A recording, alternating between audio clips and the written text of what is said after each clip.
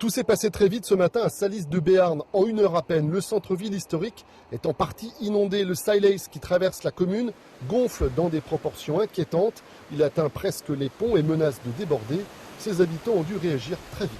Là, ça a été très vite, quoi. On n'a pas été prévenus. On nous a prévenus à 11h ce matin, les pompiers sont venus et puis évacués, quoi. Le marché et 2 écoles ont été évacuées par mesure de sécurité. Cette maman est venue chercher ses enfants. On est parti ce matin à 8h20, l'eau commençait déjà à monter et on nous a contactés pour venir les chercher en urgence donc à l'école. Voilà, parce que l'eau monte de plus en plus. Mais moi j'habite juste ici, donc j'ai de la chance, c'est que j'ai que l'entrée qui est inondée et sinon le reste de l'appartement est à l'étage.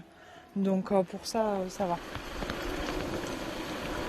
Ça va, pour l'instant il n'y a pas d'eau, hein. Ça arrive à un tiers de la rue. Bon.